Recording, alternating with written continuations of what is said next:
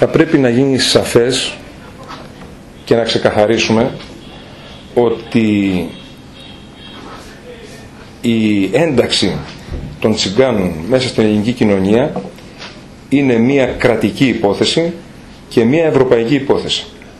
Γι' αυτό το λόγο και το κράτος μέσα από συγκεκριμένα προγράμματα έχει σαν στόχο πρώτον μέσα από δάνεια τα οποία τους χορηγεί να μπορέσει να τους εντάξει μέσα στην κοινωνία αγοράζοντας όπου αυτοί επιθυμούν σπίτι ή οικόπεδο για να χτίσουν σπίτι, και δεύτερον ενισχύοντας τους οργανισμούς αυτοδιοίκησης για να δημιουργήσουν οικισμούς προσωρινής φιλοξενίας, προσωρινούς οικισμούς.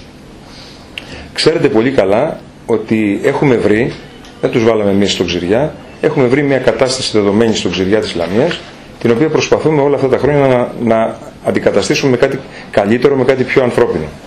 Γι' αυτό το λόγο, και επιτρέψτε μου να τονίσω, μετά από τη σύμφωνη γνώμη των τσιγκάνων, τις υπογραφές και τις ταυτότητες των οποίων τις έχω στο γραφείο μου για οποιονδήποτε θέλει να το επιβεβαιώσει, αγοράσαμε με έξοδα του Δήμου οικόπεδο στην περιοχή της Καμιλόβρησης.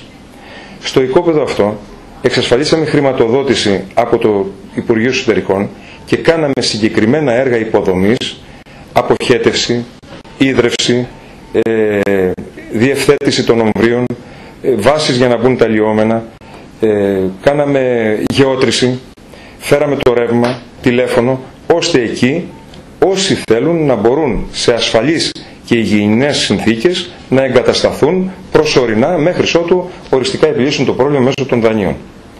Δυστυχώς, για λόγους τους οποίους τους γνωρίζουν οι περισσότεροι, δηλαδή κάποιοι τους άλλαξαν την γνώμη για αυτή τη θέση, δυστυχώς οι τσιγκάνοι δεν πάνε εκεί. Και κάθε φορά υφιστάμεθα μία μεγάλη πίεση για να πάμε να αγοράσουμε ένα οικόπεδο εκεί που αυτοί επιθυμούν. Τώρα τελευταία φορά μας είπαν για την περιοχή του Κόμματος, της Λαμίας. Πριν από 2-3 χρόνια είχαν πει για την περιοχή της Ροδίτσας. Όπως γίνεται κατανοητό, αυτό και με αυτή την πίεση δεν είναι δυνατό να γίνει αποδεκτό και να, γίνει και, να υπάρξει και αποτέλεσμα.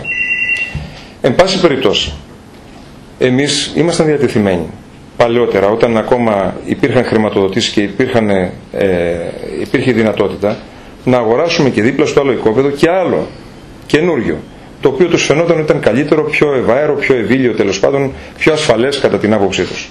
Όμως και αυτό δεν έγινε τότε αποδεκτό.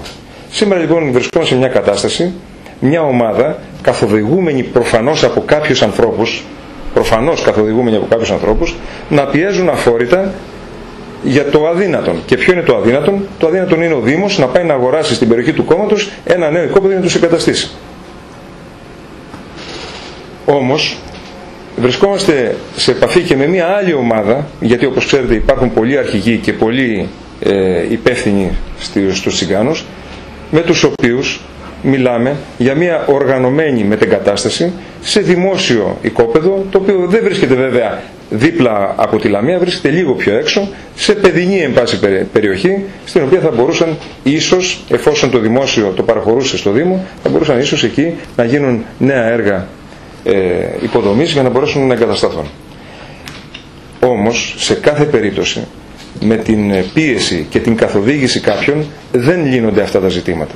Τα ζητήματα αυτά λύνονται όταν υπάρξουν οι κατάλληλες συνθήκες, οι οποίες μέσα από έναν ολοκληρωμένο προφανώς σχεδιασμό θα μπορέσουν να αποδώσουν. Τη συνδέεται αυτή που λέτε την καθοδήγηση που δέχονται και με το γεγονός ότι πλησιάζουν εκλογές αυτοδιοικητικές, ότι δεν είναι τυχαία και η χρονική περίοδος? Νομίζω ότι κάθε άνθρωπος που έχει στοιχειώδη λογική καταλαβαίνει ότι οι πιέσεις αυτές συναρτώνται με τις προσεχείς δημοτικές εκλογές. Είναι προφανές αυτό.